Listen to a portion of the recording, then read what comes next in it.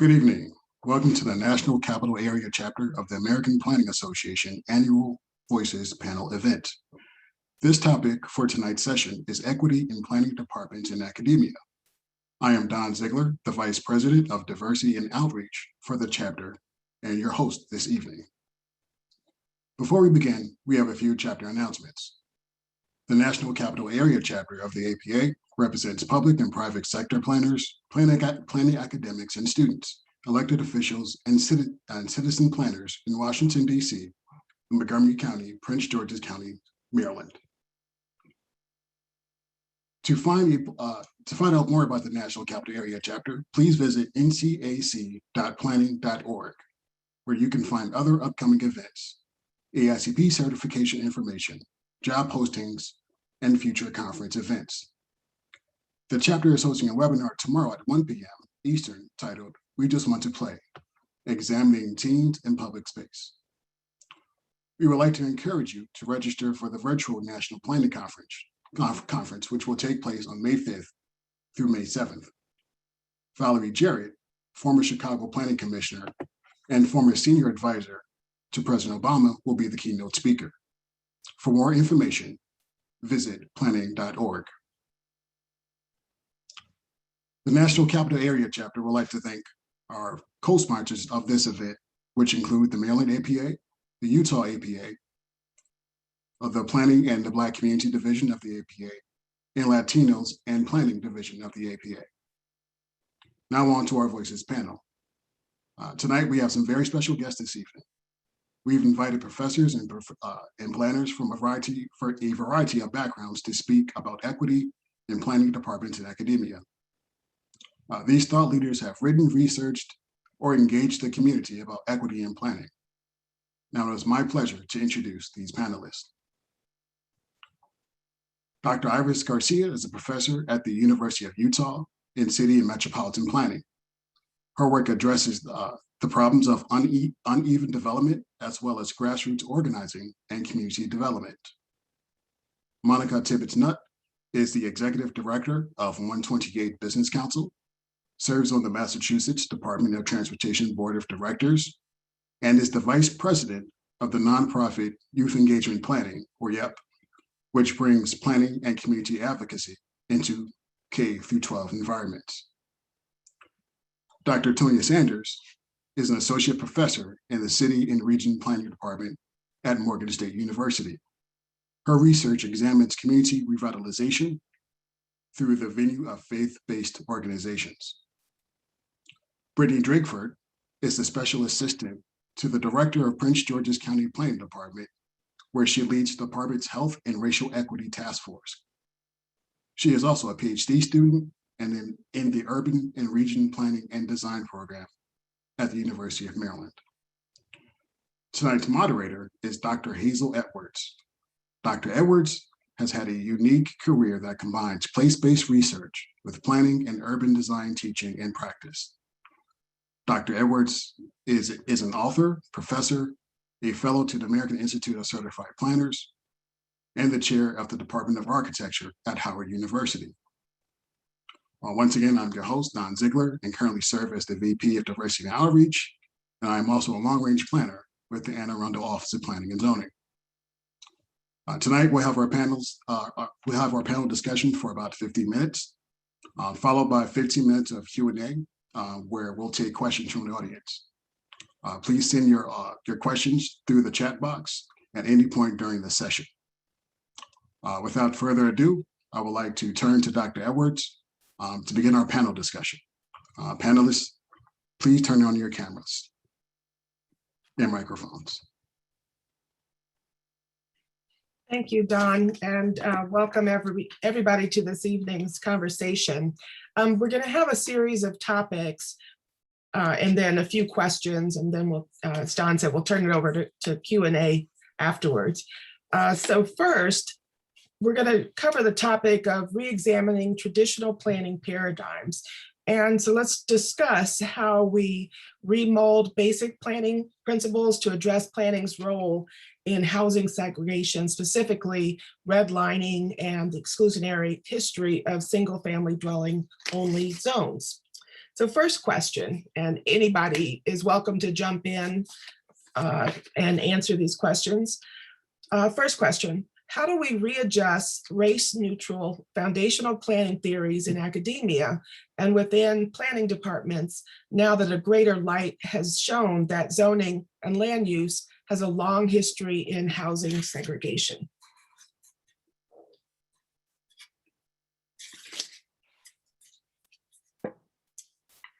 Okay, I guess I'll start.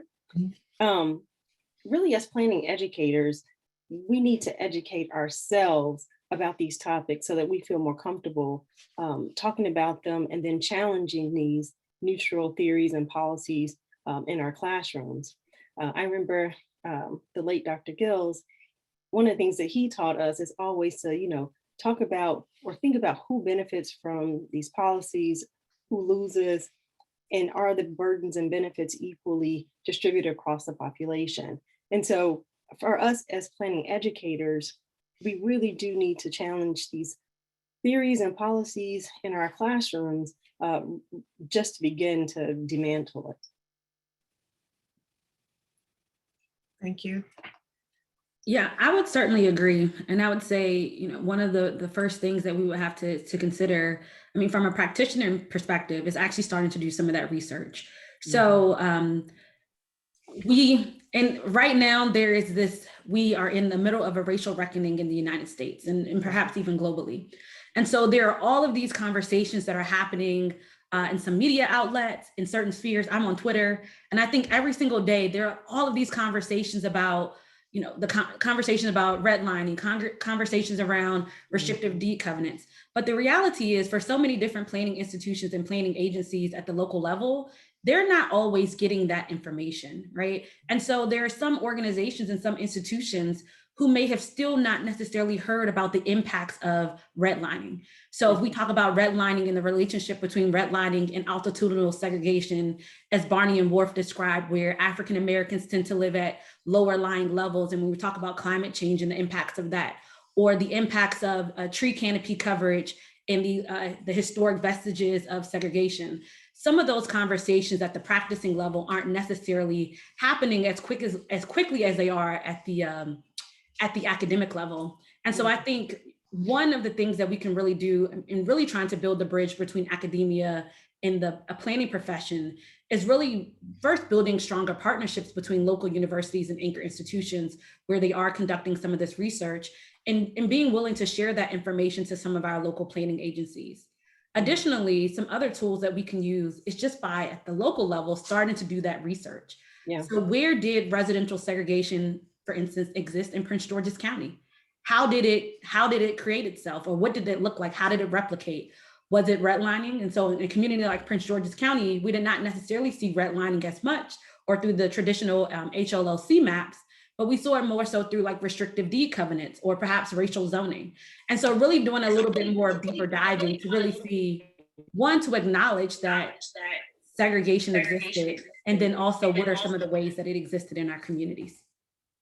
And just to piggyback on that, I was in another conversation where we're talking about, well, what do you do after you are out of school? Because everyone, depending on which school you went to, you may have had more of a robust exposure to these kinds of topics. And so these people happen to be architects I was talking to, but they were saying the things that they were doing at their firm. And one was really like a book club. And so that they would then read a book about the topic, whatever specific one it may be, and then having conversations, and also maintaining that, this is a safe space, because again, people have had different levels of exposure, and you're not going to jump down somebody's throat necessarily because they haven't had the level of exposure that you've had. But those types of conversations, particularly at the firm level, that's helping to change the way in which people are designing for communities, particularly communities of color. I wanted to add that learning from different places is very important nationally, because redlining manifested itself different, just depending on the geography. And again, it affects what we see today. And we are in a housing crisis. So people, I don't think that these topics are not new by any means. It's just that people are more interested because now we have more of a movement towards like fighting for anti-racism, but at the same time, we're experiencing a housing bubble, right? In a way, or we should say housing inflation. And I think that also at the same time, we have to move forward. So I am teaching like a class that is like with multiple campuses.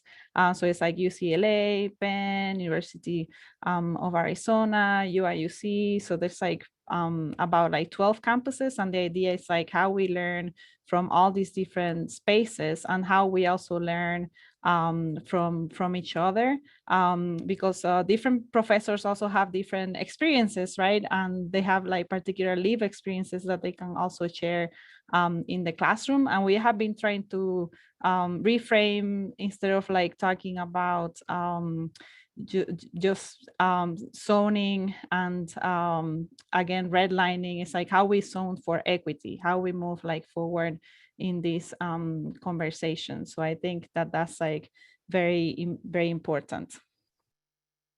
I think the conversations, I feel like that's a theme that keeps coming back. As a transportation planner and a transportation official here in Massachusetts, we have a very, very segregated region. It always has been this way. It continues to be this way. And it plays out in our housing, our education, and it really plays out in our transportation. And so I think some of the things I really pursue are looking at kind of a harm reductive service planning and really bringing in, I think, especially a lot of the research from the social sciences to have a greater understanding of not only the history of the transportation decisions we made, but how do we try and avoid them going into the future? And so for us here in Massachusetts, we have a couple of different wrinkles. In addition to a significant amount of segregation, we don't have county government structures. So when we deal with this, we have to go municipality by municipality. And for some of them, median home prices are $1.2 million. And so that's just kind of the stuff we're having to deal with. And especially for the legacy we have here of the Big Dig, which, multi-billion-dollar project, something we're very well known for. Things that most people don't know is it destroyed almost every community of color that it came near. And so I think as we're building these rail projects, et cetera, we have to recognize that history, but also look at the land use, look at the zoning. How do we build in protections for a full spectrum of housing in that land use decision? So when we're doing mobility-oriented development or transportation-oriented development, we're building good communities. We're not just building good isolated projects.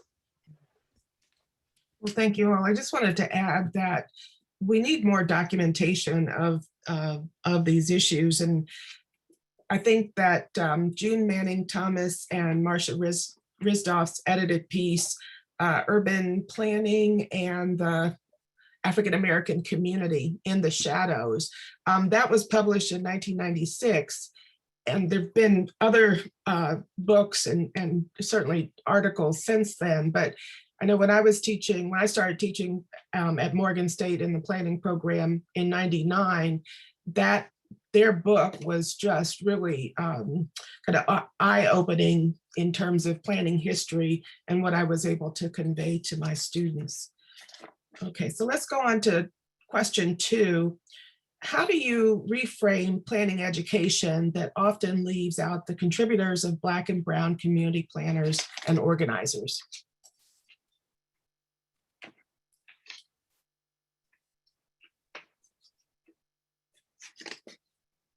Who wants to start? I don't mind starting this out. I was kind of thinking about this question earlier, but really like at the ground level. So, I'm talking about like in the immediacy, like we as planning educators, and not just BIPOC planning educators, but all planning educators, really do need to expose our students to Black and Brown planners and community organizers. Now, and today, just like we're doing right now, you can do things with Zoom, particularly if they're living legends, as compared to like historical figures. It's possible to really just invite them to the classroom. And this is like low bar, low cost to, again, just get that conversation started by exposing our students to them. I will say that one of the issues is that we tend to use a lot of like journals that are only in planning. And I think that we have to move to look into other places. A lot of people of color might publish in things in African studies or Latin American studies and other areas. And that might have something to do with like maybe their work have been like rejected in some of these like main planning journals, or there's some things that they might not talk about, or they're trying to contribute to their community and then writing in some other spaces. So we need to start acknowledging that not all the planning literature is inside of what we consider planning literature, and just like move to those like other spaces. And I think that we also have to educate others about those like readings. And a lot of people are not aware, and there's a lot of efforts, like for example, in the Committee of Diversity, in the Association of Collegiate Schools of Planning, that have put together syllabus that are trying to talk about diversity and social justice. And there's lists that people have put together. And it's like obviously great to look at that, but a lot of people don't even know that it exists. So we again have to do that education work. And as academics, we also need to analyze, where we can incorporate some of those like readings. But a lot of work needs to be done structurally, but also in terms of like education. Yeah. Yeah. And just to pick up on what Dr. Edwards had said earlier, we need to do a good job of writing about these individuals and memorializing them across, different types of media. So, that we can share them not only with our current students, but also future generations. Yeah. I think thinking about, so there are two things that I want to add, but I wanted to also just pick up on the point around, the documentation. So a lot of my research is focused, or I try to perform my research from like the Black radical feminist tradition, and then also incorporating concepts around critical race theory. And so that means, what are the ways in which African Americans engage with history? And so that is very much documented through oral histories and very much documented through music. So I think if we really want to think about how we can start to recenter race neutral foundational planning theories, one of that just centers around how do we rethink like what is knowledge? And is knowledge only coming from a written document? Or and because I'm from Prince George's County, I'm going to reference go-go music, right? Or if I listen to like Trouble Funk's The Word, which goes over this historical analysis and this literary analysis of like the Reagan era and the impacts of defunding of the federal government, how that has impacted farmers. Literally, the song talks about how it's impacted farmers, how it's impacted food benefit programs, colleges, all of these other aspects. How might I be able to bring that into my my planning or community development course to get students not just to think about, students and planners, not just to think about traditional concepts of knowledge or traditional concepts of knowledge, but other ways in which communities engage in knowledge every single day. Some things that I will also add to reframing this is, how do we rethink about what is city planning or urban planning? So Deland Chan in a City Lab wrote a really great article that talks about what counts as real city planning. So what is planning? And starting with that framework with communities about, or our communities, whether they be planning professionals or planning students, about really interrogating this idea about what is planning. And if we start to interrogate this concept of what is planning, and planning more so just being a process of planning or organizing for a future state or a future outcome, we can start to reevaluate who we actually consist of or consider to be planners. The second or third thing with that is also then to interrogate why we had communities who had to plan for themselves in the first place. So we have to really wrestle with this idea of these historical legacies that, as I believe Andrea Roberts, Dr. Roberts out of Texas, wrestles with these concepts of freedom colonies. And the fact that we had freedom colonies is because the local government chose not to work with historically Black and brown communities, so they had to develop their own spaces. And so really wrestling with this idea that historically, whether it be our federal government, our local government, devalued people, and we did not value them as people. And because of that devaluation, we also still are not necessarily valuing who they are in the present. We see that through the lack of funding in certain communities, or we see that through the increased funding of police forces in certain communities, right? And so how do we start to really challenge who we value in our society? And if we start to challenge that idea, then we can start to bring in new concepts of who actually counts as planners and really starting to value that work in other ways as well. Monica, did you want to add anything? I think everyone covered. I mean, the only thing I want to say is, I think for those of us out in the field, and especially as we have people who are kind of mid and later in their career, the continuing education is really, really important. And I think we've had to look outside of the field of planning for a lot of this continuing education. I think especially as we are tackling so many of the issues that we have within our communities. And so I think having more options, having more, I think, updated material for continuing education, I think would be amazing because, I mean, as everyone knows, if you just follow the rubric, it's pretty much the same thing every single time. And they're really quite outdated. They really are. And so I think, like you said, I think IVAS really kind of that multidisciplinary and really seeking out research from other sectors. Mhm. Absolutely. Thank you. Let's move on to the second topic, which is challenges. And so let's discuss how to increase the number of Black and brown planning students and professors within universities and increase the number of Black and brown planners within planning departments. Who wants to start? I would actually like to start with this because one of the things, like I said, that we struggle with is the training once planners come out of graduate school. So we've actually spent a lot of time with is educating young people. As he mentioned, I'm the Vice President of Youth Engagement and Planning. And really what this is about is educating youth on the language, on the systems, on how these decisions are being made so that they can be more proactive in the process. And we've worked with kids from 5 all the way up to 26 across the country on many different issues, whether it's dealing with homeless youth, whether it's dealing with youth who, are recent immigrants, really exposing students to that, but at the same time training our planners on how to talk to youth, because that's just another way that they're going to see, oh, I can be a Black planner. Oh, this is the kind of stuff that they get to do. If I want to make my community better, this is a way that I can do this. So I think exposing children at a younger age, because I think so many of us did not know what planning was until we were undergrads. And by then it can be really difficult for a lot of students to really understand the things that they need to do to kind of continue to go that path.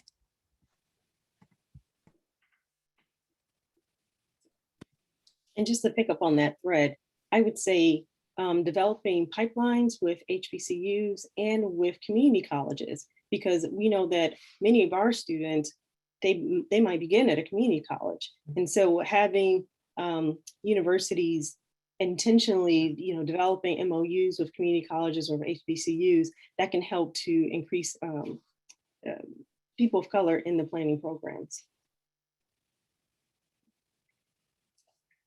Do you think that in terms of admissions, it's like very important, as Tanya said, to like create those relationships with like just other universities, including community colleges? So I will say that creating a way to make that connection, but also creating like dual degrees or connections with like ethnic studies, African American studies. Personally, when I came to planning, I first was attracted by the dual degree in Latin American studies, and I felt very welcome all the way throughout my program because there was like that connection and those classes and curriculum that it was like explicitly anti-racist, and it really integrated everything for me in planning. The other things is in terms of admissions that might be important is like obviously giving scholarships for students, so that they have to have like a work outside. They can work inside the department. And I think that right now there's many programs that are like waiving GRE because people have not been able to take the exam. But it is like a barrier for people that might not have like the money to be studying for the exam and doing well, and then actually like taking it maybe several times. And the same thing with like the fees for admissions. Students, like, they tend to apply to several programs, and those are some things that could be waived as well. So we should think about what are some of the ways of reducing that burden and encouraging diverse people to actually apply to the program. And then once the students are there, student retention is like very important. Scholarships are part of that, but also like having like mentoring and connecting students with like planners and alumni. That's one of the things that I hear the most, because that social capital is very necessary. And for a lot of people, especially if they were like first generation college students, so they might not have that those connections to city or all these different places. They need to be connected, right? And those are some of the ways that we can make sure that not only they come to school, but they also stay in school. And if Jennifer, Brittany, do you want to go? Yeah, I would just add the idea of also, and Ivis, I think you've touched on this as well, is really also providing some type of support and resources for students of color once they're in school. So last semester, I attempted, we basically, I won't say attempted, but we did it. We started like a Black student affinity group at the University of Maryland for our students in the urban planning, architecture, historic preservation and real estate development program. The challenge was that it's very difficult to get a program like that going when you have very, very few students of color already there. So if two people don't show up, then you're left with like two other people. And so how do we find, at the university level, how do we help students, at least helping them with some of that capacity building and setting up some of that institutionalization of certain key elements initially? If we're trying to start a form an affinity group, what might be some initial help that we might need in starting that? And then once we get it rolling, those students can start to make those connections and serve as ambassadors. But when you're, and I see in the chat box, there's some students who have talked about, some of the stresses of being the only Black planner in their grad program. And so not having that social support makes you feel isolated. And then you don't really feel encouraging, or you don't feel the energy to want to go out and serve as an ambassador, because your experience is very isolating. And why would you want anyone else to have to endure a similar experience? Mm-hmm. If I could just build off of what actually both of you all just said, I think it's really important to make sure that we have those built-in support. So, and I hear what you're talking about, like maybe starting an affinity group or something on the side, but even that can be taxing. So if the programs can structure themselves so that when students come in, they're immediately connected to a faculty mentor. When students come in, these things are already lined up for them, so they don't necessarily have to take on the extra burden of having to start something on the side just so that they can get the support that they need. So having those supports built in, and particularly what Eve was saying about the scholarships, many of our students work, and if they are working, and again, it could be a job that's outside of planning, they're not necessarily getting that exposure to the various types of planning that there is. And so if we can offer them scholarships, that means that it takes a little bit of a load off of them, and they can spend more time engaging in, doing the internships and, being on research teams and things like that would expose them to many different types of planning, and that would then make them more marketable. So that's one, we're able to get people in, but we need to make sure that, as Evie was talking about, retention, and we're able to support them as they go through the program, and then obviously to get a job afterwards. Mm-hmm. So we focused a lot on students. Let's shift to professors. planning professors, Black and Brown planning professors. And one of my, I left, I came to Howard University to the Department of Architecture in 2016. So my last Association of Collegiate Schools of Planning conference, I remember being at a session about diversity in planning in the Planning Academy. And one of the questions that just kept coming up was, or one of the issues rather, was that so many African Americans and people of color in general were coming out of doctoral programs in planning, getting on tenure tracks, but then by the time they were ready to go up for tenure, suddenly something changed and they weren't able to get tenure. And so my position was that if we can't get people tenured, we can't get people into leadership positions, associate professors, full professors, and I believe that you should not be a department chair, program chair, unless you have the cover of tenure, whatever that means. And so how do you think that things have changed? Are they getting any better? Or I haven't looked at the representation across the programs, but how do you think things have changed, or have they changed at all? I think that there's like several initiatives like through ACSB.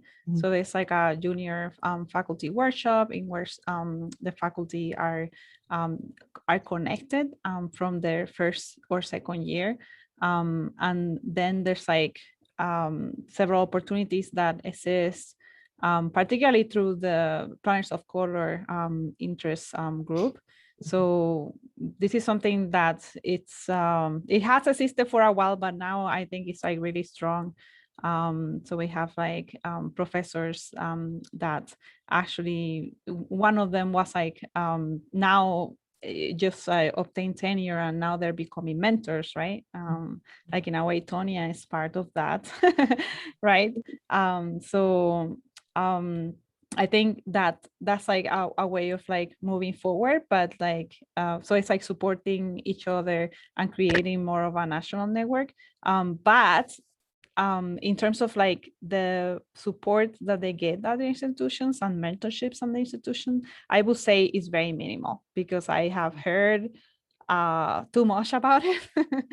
And I know that really that part is not happening. Any other comments before we move on? One of the things that I would just add is when we're talking about creating more faculty of color, sometimes we need to increase the number of faculty lines, but in many of our programs, particularly here at Morgan, whole departments are being covered by, less than 5 individuals. So every hire is so critical to make sure that they are, represent the wide diversity of racial groups and ethnicities. So yeah, sometimes finding ways to increase the number of faculty is important. But I mean, as you all know, that's also tied to enrollments as well, because any talk with the provost about increasing faculty lines, the first thing she's going to say is, well, what's the enrollment numbers? Yes, very, very true. Before we move on, one other question under this topic of challenges. What are the challenges for increasing the diversity of planning departments and planning management positions? Any thoughts on that question? I mean, I think it also goes back to what everyone on here has said, is there just aren't that many diverse planning candidates coming out of school, out of planning programs. And so I think what we've had to do is start pulling people from different disciplines. And I think really changing, I think, Brittany, you talked a little bit about this in the beginning, really changing what our definition of a planner is. Because I mean, I think for a lot of us, it's like, oh, we go to planning school and then we get ICP and now we're planners. But I think a lot of other people can actually do this work. And so I think for us, it's been pulling from the community. And then I think as far as moving people into more management roles, it's incredibly hard. At our transit agency, we have 7,000 employees, and towards the bottom, you have 60% percent plus that are women, that are people of color. And then as you keep rising, it gets less and less. And so I think for us, trying to find internal programs that employees can sign up for that has a very clear path, not this kind of like, oh, we want to look internally, but have an actual structure for how you would do that. And then keep reaching out to other disciplines, social work, taking people from housing, community development people. I think that's been really good for us, is just going out and being like, hi, you're a young professional. Have you thought about being a planner? But I think one of the things that we keep running up against is they can't get AICP. And it is very, very difficult for them to pursue really much at all with APA if you do not have that very standard background. And so I think for me, I think someone had mentioned this about the AICP. I think having a different definition for what is a planner and who can sit for that certification is essential. Because I think if we don't, it is impossible to increase our diversity. We just don't have enough students coming out. And quite honestly, I don't think that should be the only path for planners. But until we really rethink that, I think we're going to continue to struggle with getting enough people who are representative of the communities that we're working in. Yeah, I mean, I would certainly agree. I mean, my path to planning was definitely a roundabout path. I started in undergrad, and I know we'll talk about the role of HBCU, so Aggie Pride, if there are any Aggies on the call. But I started as a journalism major. And that's what I focused on in undergrad. And then I had a double major in African American studies. And then I transitioned to grad school and I studied business management. So it was definitely not the traditional urban planning path. But if I actually looked at all the content that I focused on and I studied in school, it was the focus in the content was of an urban planner. And even the internship opportunities that I took, while they were not necessarily urban planning or in planning agencies, it still focused on community development, it focused on community engagement, community design, placemaking, and all those other aspects. So I think really broadening that definition of what is a planner, I think also, would be very helpful in finding new ways to diversify the planning departments and planning management positions. And I think, as was also mentioned, finding pipeline programs, whether it be mentorship programs, I think will be very key to help young professionals navigate through the process, to understand, because sometimes it's just understanding the different politics and the dynamics of the local community, in addition to understanding some of the technical work and the technical aspects as well. And so having someone who can actually guide you through that is very key. Can I also just add, in terms of management and academia, I don't know at like my school how you would become a chair of a department or a dean of a school. Do you know what I mean? There are no, to my knowledge, any internal things like, as Monica was saying, that you would necessarily sign up for, to say, hey, I'm really interested in this. Maybe someone, can mentor me to get to that level, to become a chair of a department or the dean of a school. So some of those things are definitely needed. And that's where I think the Association of Collegiate Schools of Planning plays a role, because I think those conversations may happen within that organization and looking across all of the planning programs. But then, if you have an interest in becoming a leader in academia, then talking to your dean or whomever is in charge. I mean, I think in talking to other people, I remember when, I don't know whether I had gotten tenure yet at Morgan State, but I remember meeting June Manning Thomas and Alma. I can't remember Alma's last name, but they were both full professors and had played, major roles in their respective departments, and being able to talk to them and understand their journey, and then what the suggestions they had for me in terms of, assuming a leadership position. I think in some cases, you don't have departments, and so the program coordinator, or whatever the title is, that person is a de facto chair. But talking to others who've already walked before you, I think, is really important. So on the next topic, we're going to talk about the role of historically Black colleges and universities. we're going to discuss the importance of those HBCUs and how they've contributed to the diversity of planning professors, planning professionals, and the greater impact that they've had on the profession. So there are 4, if I'm not mistaken, there's still only 4 planning programs at historically Black colleges: Morgan State University, of course, Jackson State University, Alabama A&M, and Texas Southern University. So, Tanya, do you want to start with it since you're at an HBC, one of those programs? Yeah, well, first thing, I kind of want to recognize the support that HBCUs have been getting, at least from like the federal level. So, you know, like with the NIH, I know that they have, partnerships with minority serving institutions, and NSF. I think they have the same. They have some workshops that we get invited to talk about how to submit a grant. Do you know what I'm saying? So I just want to at least acknowledge that at the federal level, there has been some outreach specifically to HBCUs. In terms of supporting an academia and like research, kind of one of the things I kind of alluded to earlier, you know, at many HBCUs like Morgan, some of it's a capacity issue. So many of our programs, you know, again, enrollment drives the number of faculty lines. So we are working with like under 5 faculty members.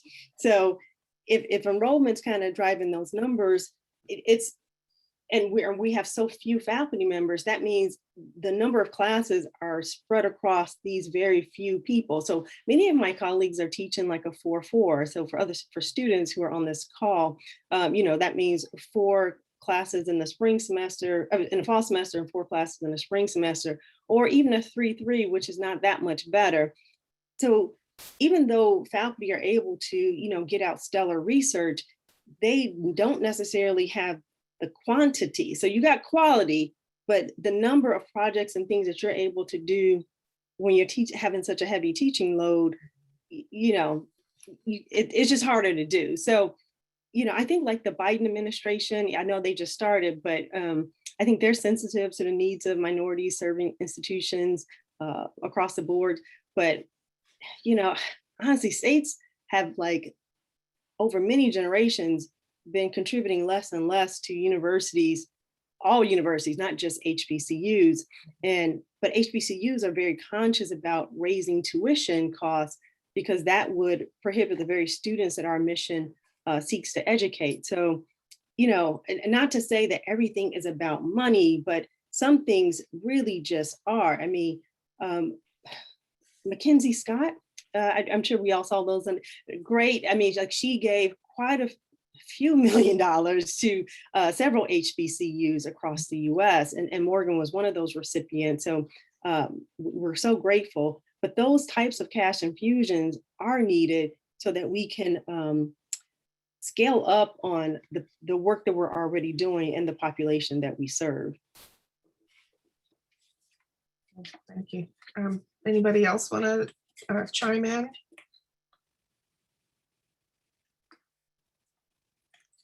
Okay. Brittany, I'm not sure whether you were reaching for your mute button. Well, I did have a question. So I know, at least in Maryland, there was the state legislature recently, I guess, signed off on the $577 million for historically Black colleges and universities as a result of some of the basically the long-term underinvestment that the state had put into this the HBCUs. So I was wondering, I mean, do you think that, and I guess this is definitely directed to Tonya, do you think that will have some impact on, the ability for research efforts? Oh, specifically for research. Okay, so I know President. Oh yeah. So President Wilson, and he's putting together a task force that's really going to guide us in how we're going to invest that money. But one of the things is it has to be an investment. Like if the programs that we're able to bring online, they need to be. I forget the term that he uses, but essentially high demand kinds of programs that will eventually be able to sustain themselves, because after 10 years, of course, the money from the lawsuit will dry up and those programs will need to be self-sustaining.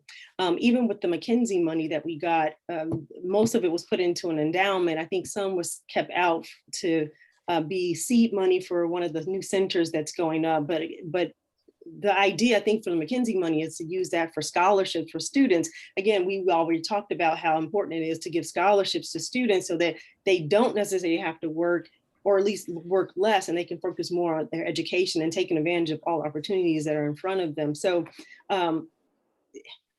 yeah, so, but in terms of when I was talking about more structural, that's the piece that I don't know how like these latest cash infusions will help. Because I mean, even at the federal level, I actually was saying with the Biden administration, with the PPP, or the CARES Act, not the PPP, CARES Act that just passed, and the CARES Act 2, they gave specific money for HBCUs and minority serving institutions on top of just what everybody else got. And so those one-time cash infusions certainly will help in, pushing the mission forward. But I'm waiting to see how it's going to translate into like workload. So I do know that they have a task force on workload, faculty workload, and to see how that could be adjusted. But honestly, without bringing on more faculty, I mean, how would that work? I don't know. I just don't know. So I'm just waiting to see. But yeah, those cash infusions will definitely help. But we need to think about sustainability over the long run. And it also even makes me just wonder around there's been a lot of talk around the importance of STEM and STEAM, so incorporating the arts.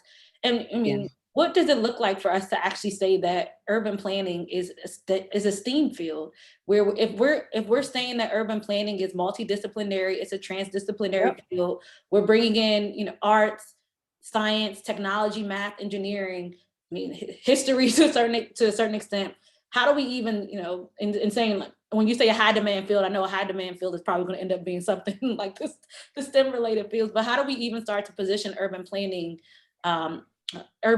like from that perspective, that this is truly an interdisciplinary field that really is the application, like the STEM and STEAM in action, as a way to reposition like the attractiveness, maybe whether it's for HBCUs or even just other institutions as well. Just a thought though, like heritage tourism and cultural tourism, and us guiding places, cities and places into, that realm, so that, because we know that cultural tourism actually brings in quite a bit of dollars, and many countries, good portions of their whole budget are, relying on tourism. So I think that's one of the, I don't want to say it's emerging, because it really is already out there, but in terms of planning, really inserting ourselves into this like STEAM category, looking at the arts and other things, and how tourism can help increase the economies of countries and places, that can be one. Before we move on, just one other question. There, as I mentioned, there are 4 planning programs at historically Black colleges and universities. All of them are accredited by the Planning Accreditation Board. But how do we produce? And they are probably the largest producers of current and future planners. But how do we increase the number of those accredited programs at HBCUs? And maybe this ties back to what I think Brittany first introduced was, and Tanya, you've said it as well, but going beyond planning and embracing other disciplines that a university may have. Yeah, so I think of schools like Bowie State, which has a really good, Master's of Public Administration program, or of course my alma mater, North Carolina A&T, which has an awesome engineering program. I mean, what does it look like to at least start offering 1 or 2 classes with those universities that focus on the built environment, and that could be a multi across a department program that's offered, that looks at where perhaps it's a collaboration between our, the journalism program, engineering program, and maybe like the sociology program at a university, to offer this, this cross department class. I also, and I'm not as versed in it, But I do also understand that many HBCUs, because of funding issues, have to start cutting some of their more social sciences program, or some of their more some of their social sciences programs. And so, for instance, North Carolina A&T at one point had one of the best agricultural economics programs in the universe, in the country. And they produced the most Black agricultural economists in the world. But because of low enrollment in that program, and probably getting to some of the points of having to direct scholarships and funding in other places, that program had to be dissolved. Now, that program today could be a great fundamental element for food systems planning, right? Which we're talking about now with resilience, and yet that program had to dissolve.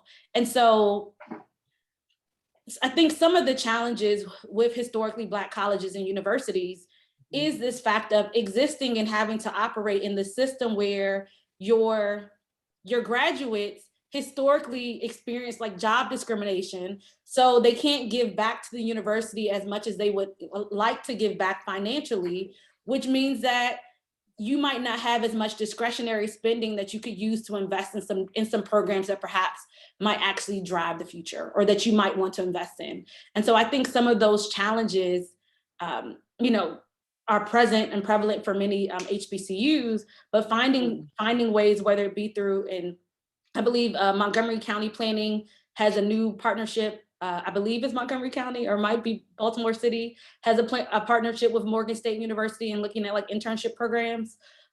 Please correct me if that is incorrect. Or Baltimore City has one, yes. Okay. And so what does it look like, even just to start by, if we know that there are HBCUs in our community, how do we just start by volunteering and doing some pop-up classes with those local universities? So I apologize, Tina Patterson says it's Baltimore City. Baltimore City. Can I pick up on a thread though? So when we know that we had more planning programs at HBCUs, and when we know that they are being threatened, is there something that ACSP could have did, or APA could have did to help, I don't know, gird up those programs before they closed? So, I mean, I know it's a question, answering your question with the question, but, I'm thinking of like Savannah State, because I don't think their program is there anymore. And I think it might have even recently closed. So somebody in the chat, please correct me. But, and I don't know the background of how the deliberations went before they decided to close the program, but I'm just saying, like, is it something that ACSP or APA could have done to reach out to that program before it closed to help maybe shore it up? That's a good question. And I think, what's the North Carolina University in Greenville? I think they have a planning program, or had one before. Howard used to have one back in the, closed in the 90s. But we're running out of time, so let's shift on to the last topic, and that is successful models. Let's discuss any current academic programs and planning departments that have done a successful job of addressing diversity, equity, and inclusion. So the first question is, from your past reach or experience, which departments have taken successful concrete steps on an equitable and diverse planning department and/or equitable outreach?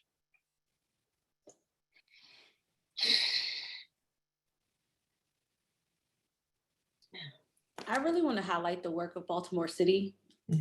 They've been doing some outstanding work there, and I've been following them very closely and researching and meeting with their staff, because in Prince George's County, we're hoping to basically follow in some of the templates that they follow in their footsteps. So they did a great job of doing, after the riots following the murder of Freddie Gray. They actually started to do some internal work as a planning agency to start to understand more of the legacies of urban planning in their community. And that, I believe they ended up partnering with GARE to do some research or to do some staff training as well. That led to more research initiatives that came out to actually explore some of the differences in the community across Baltimore. And to the point now where I believe they have developed basically like an equity plan and an equity model. And that's also been incorporated with some of their other work around food systems planning and health equity as well. So I think Baltimore City is a really great example. Mhm. You know, when I first read that question, I read it as what are planning departments, like academic planning departments, doing? Like, what are some of the models that they're using towards like outreach to make this more equitable? And so, like, one of the things that I did think of is that at Morgan, so we like have a planning advisory committee, and I'm sure most universities probably have something similar. And so, you know, they outreach to, you know, professional planners across the board, and they advise on like curriculum, you know, skill sets that might be changing in the field so that we can always stay on top of it. They come and we have this thing called super jury at the end of the semester. And so professional planners come and they kind of critique our students, the work that they've done all year. We even send like our capstones out to them and they'll give us some feedback on it, fundraising, partnerships, those types of things. So, and in terms of helping to create equity, particularly for Morgan, having those professional planners given of their time and resources back to our department, I think that does a lot.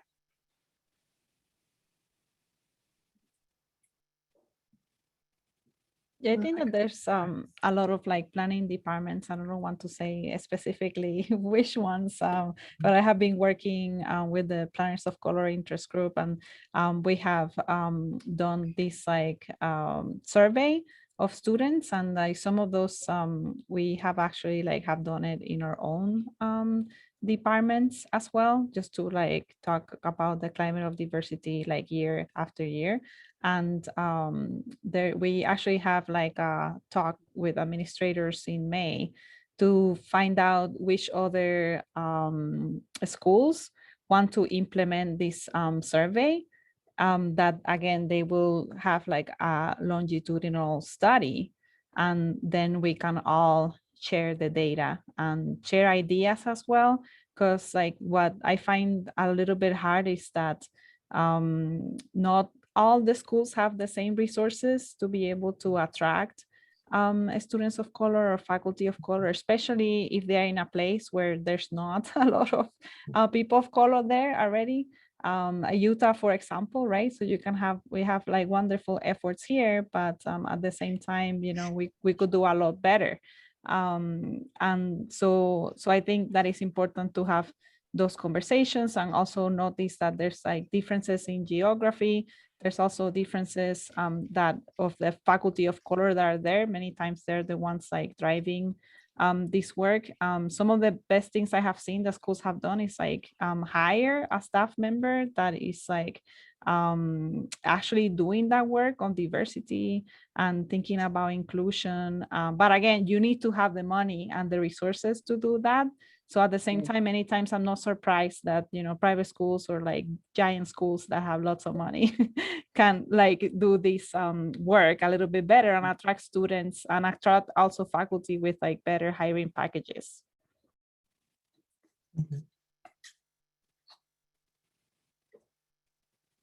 Okay, why don't we, I think we're running out of time. So another question under this topic of successful models is, how can the National Capital Area Chapter model any past successful goals or metrics to advise area academic programs and planning departments?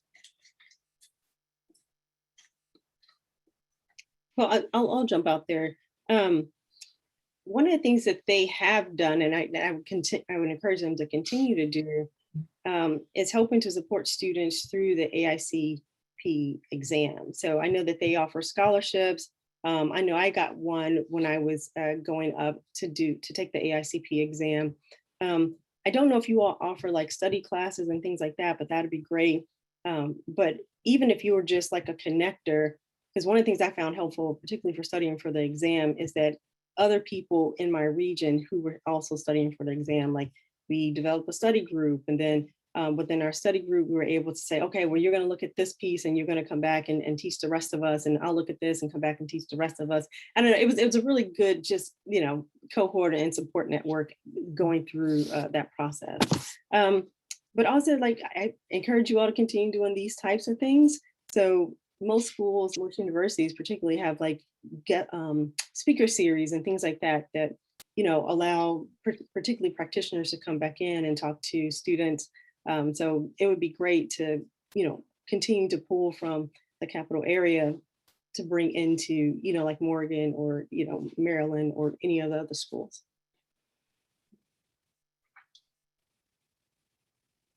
Yeah, the APA has also like the ambassadors, which is like a way for planners to like volunteer in the community. I would like to see more connections between that and students that are again just like entering the field of planning.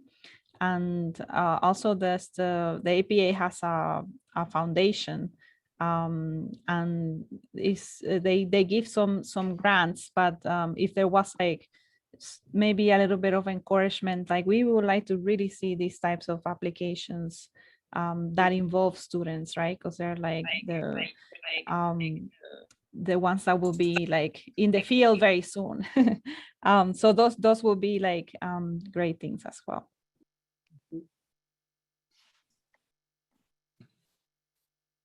Monica or Brittany, any thoughts on this?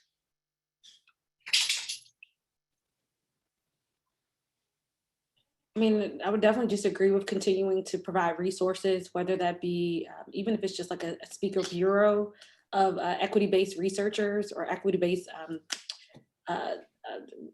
researchers or speakers or even consultants that surrounding jurisdictions can pull from. I mean, at Prince George's County, we have a bi-monthly speaker series.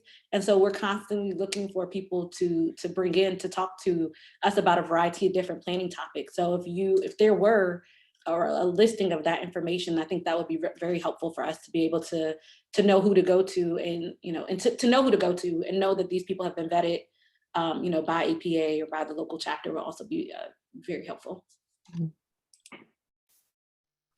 And if I might add, I think that writing can be very powerful as well. I know that there's like APA has like blogs, and many local chapters have blogs and newsletters.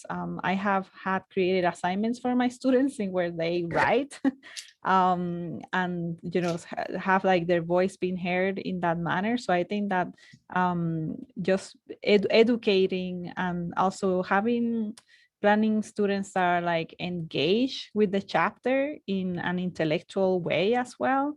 I think it's like very important.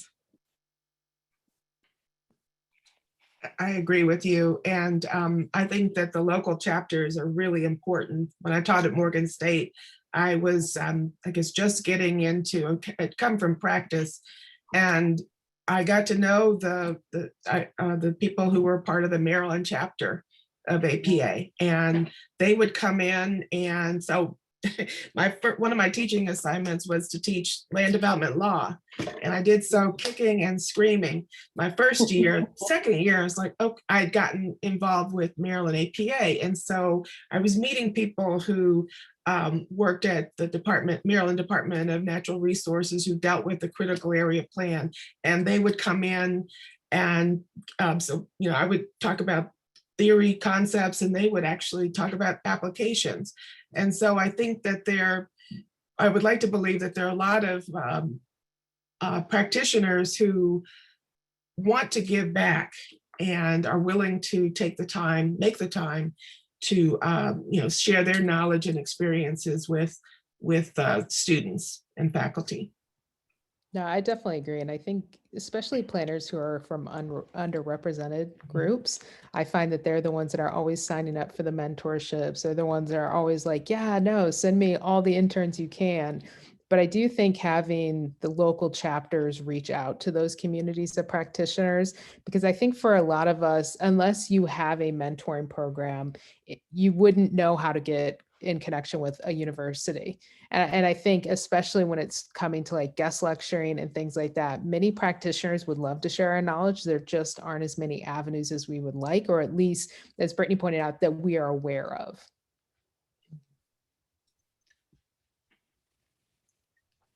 So I Mark and Don, I don't know if you are looking at the chat and the Q&A section, but why don't we thank you, the four of you for your comments. Are we ready to talk about what's in the chat or what's in the Q&A section? Open it up to Sure. questions. Sure. Thank you again to all the panelists. This was great. We'll try to get through some of these questions. We won't get through all of them, but we'll try to do the best that we can. So one of the first questions we had was, how can planning professionals, both in the public and private sectors, partner with academia to better uncover, document the past work and work on solutions? That's a really good question, because I think it's something that we have spent a lot more time doing, is connecting with many of planning professors. But like I said, really the social sciences. We've spent a lot of time with sociology, especially sociologists who have studied the region that we work in. And I think through some of their teaching, it's been fantastic for us, but then we were also had the ability to show them things that they wouldn't have thought of, because so many of our theories, so much of the research we deal with is so incredibly old that a lot of people don't think about the way that those have morphed over time for those who are practicing. Because you take this stuff and it's like, we learned it, but it's not actually applicable. And so then what we need to do is figure out the steps in the field, especially around, like I said, community engagement, community inclusion, and then going back to the academia for this. But I think, once again, going back to, how do we create these relationships where we can be doing research together? How can we create case studies that are actually working with the people on the ground who are doing a lot of this work? So I think it is, once again, trying to find where we have those synergies, but I think it's very difficult. There aren't a lot of existing pathways to do that. Okay. Another question we had was, the AICP exam is coming up. The material covered continues to reinforce narratives of segregation and underdevelopment that continue to traumatize our communities. Can you imagine a time the exam will more accurately reflect and measure the knowledge and experience that will be needed to have equitable and ethical planners and educators?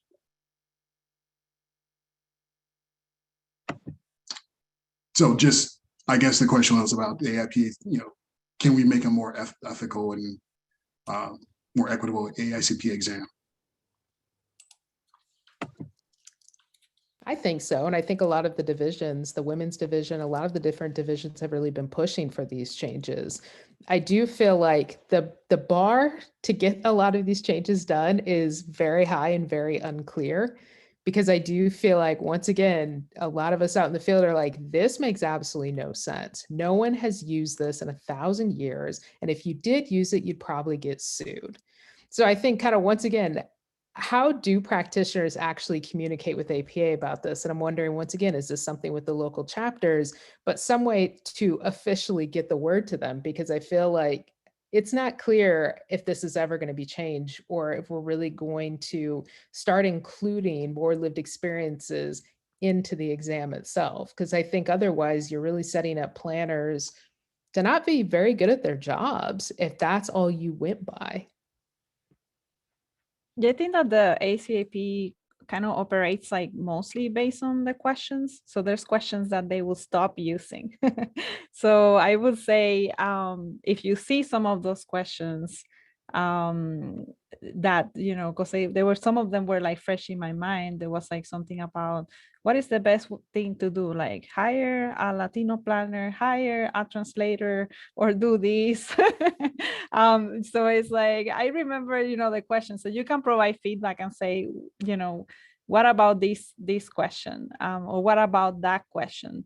I think that that's like very clear and specific guidance. And then some questions get dropped and new questions are being added, and questions are also tested over time.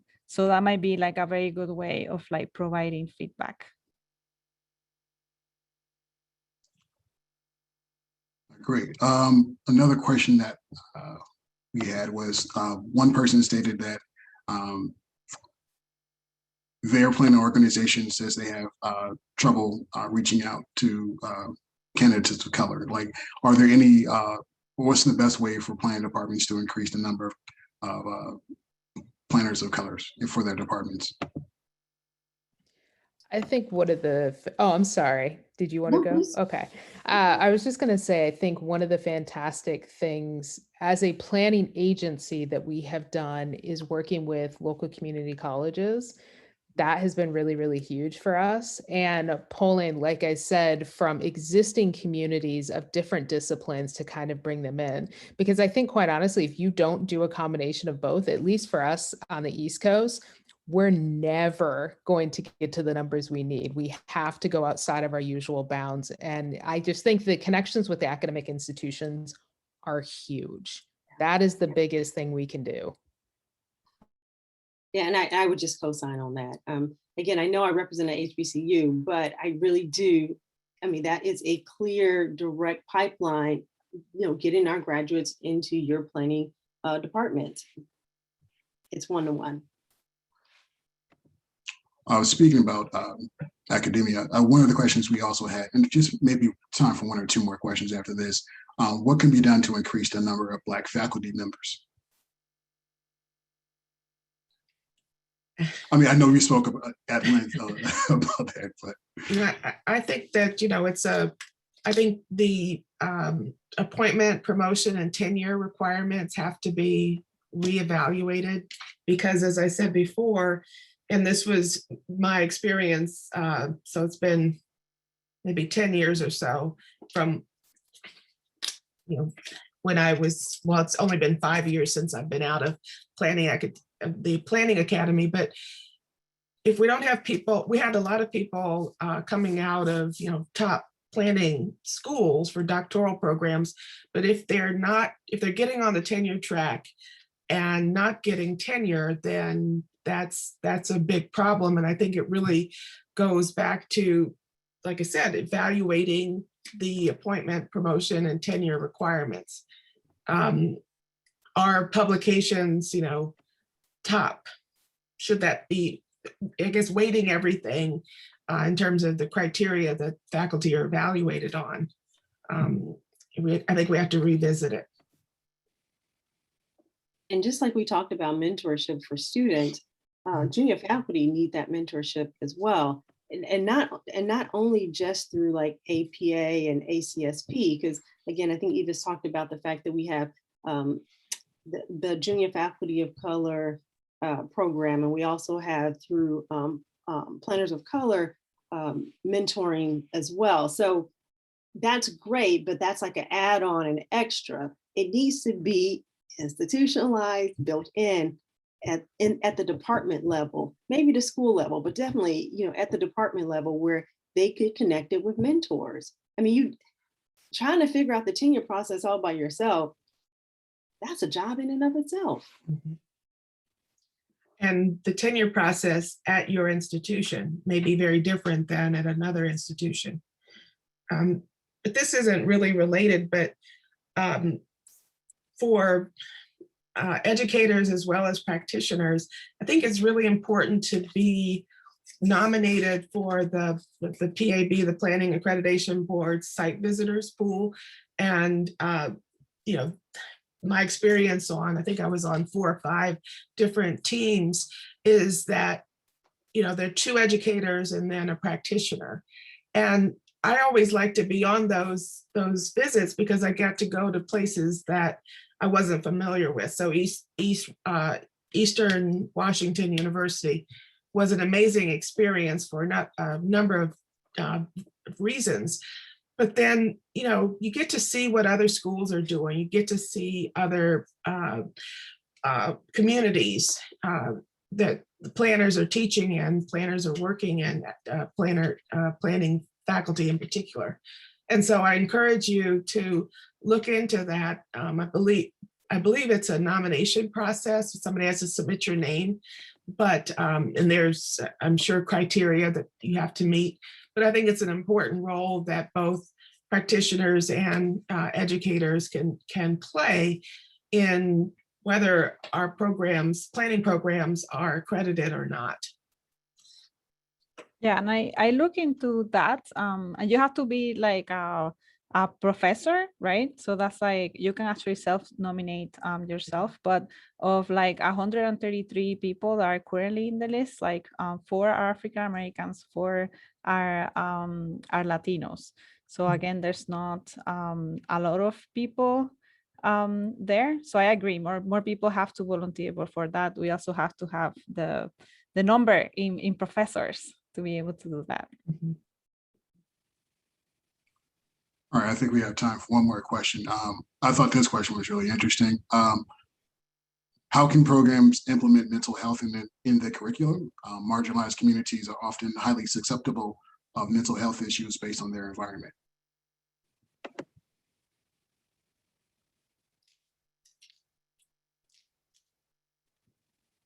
I mean, I think that can be done, and we see it right now, and particularly with some of the challenges that have happened as a result of COVID and of the pandemic, is really just incorporating concepts around health. And so, fundamentally, for many, planning agencies, the foundation of your work is to promote the health, safety, and welfare of the people that you're serving. And so, really thinking about, and so one, as planners, I think that has to be learning more about health. So whether that be taking additional classes in the School of Public Health, working with maybe providers, healthcare providers, and thinking about the mental health aspect of the built environment, and really bringing that to the forefront, and really incorporating coursework on that. One of my professors at the University of Maryland focuses on landscape architecture and the role of landscape architecture in mental health. And so for us, it has been at our agency, at the agency level, how can we invite more planners or even though she's not technically a planner, right? So a landscape architect, how do we invite her to our agency to have conversations with us about, here is how planning impacts mental health and mental health. And also, here are some solutions that you all can use to integrate this in the design of your communities, or in your master planning process, or when you're thinking about the development review, here's how you can incorporate that. While then also from the academic perspective, how are we then, if I am right now not the expert in that topic, am I building the relationships with those other experts so that they can serve as guest lecturers to then talk about that in my class? So I think it would be, even at minimum, just having a day in a planning course, or a community development course, or a studio that focuses on the relationship between planning, health, and well-being. Great, thank you for that. So a lot of the questions were kind of similar, kind of already addressed. That kind of wraps up some of the questions. I wanted to give the panelists just one last shot if they had any parting thoughts before we conclude.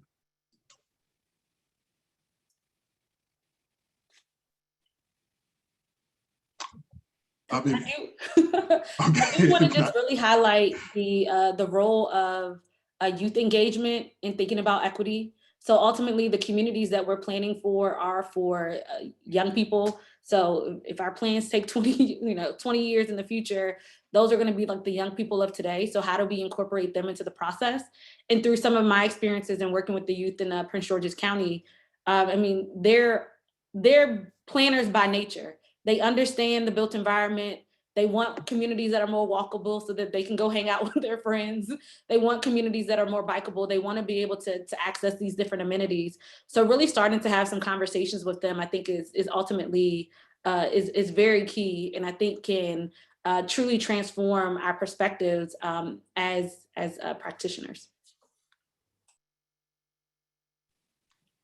I agree with that. I just want to agree with that. And I think it's really the integration of the community and getting out in the community as planners. Because I think, as Brittany said, I've learned more from working with youth on these community plans than really anyone else, because they see things that we don't see.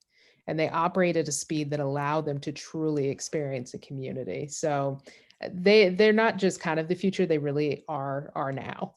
Mm-hmm.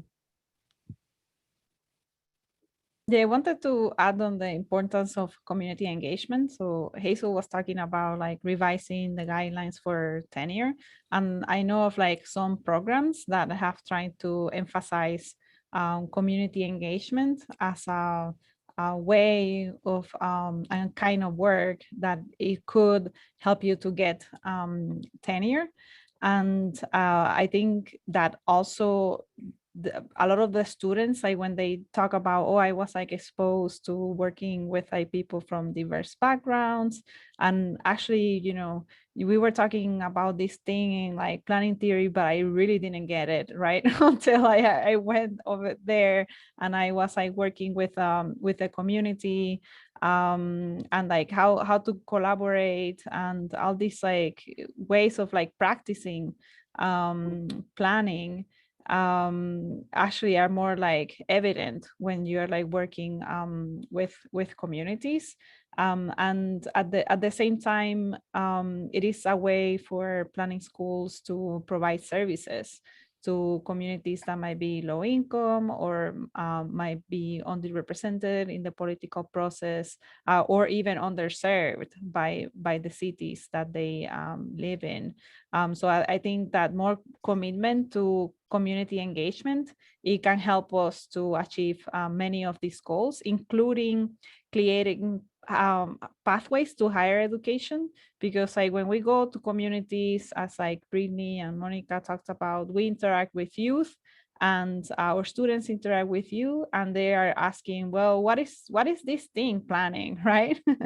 And maybe they never been to the university because it's in the other side of town, but we went to them and now they know about the university and how exciting it could be to be a planner. So again, that's a way that we make that pathways. And I would also just want to keep the spotlight on when we're talking about equity and planning, given that HBCUs are graduating many planners of color.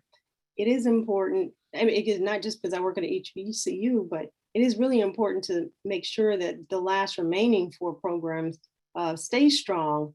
And, you know, if there's something that, I don't know, if ACSP, I know we have like Committee on Diversity or one of the other committees, that if a planning program, particularly at HBCU, is having some issues or maybe even, you know, at the brink of closure, like way before that kind of happens, that there's a conversation of ways in which we as a professional society could help. And I don't know exactly what that help might look like, even if it's just, you know, helping them think through a process so they can stay open or something like that.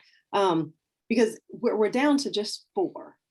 And so we definitely don't want to see any of those 4 close. And if there was any way possible to maybe reopen some of the ones that have closed, that would be phenomenal.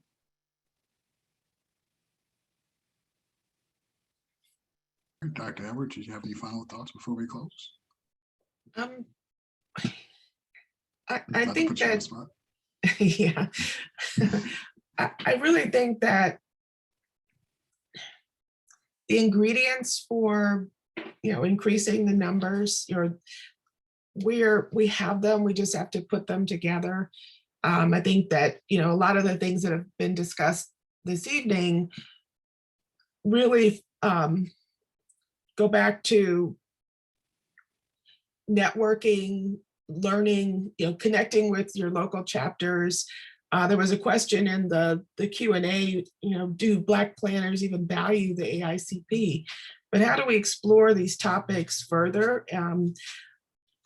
I don't know that APA is, I think over the years they have given more voice to planners of diverse planners, so planning in the Black community, women in planning and other divisions. But how do we keep this conversation going at, you know, the national level so that we can find ways that we can implement outcomes or positive outcomes at the local level?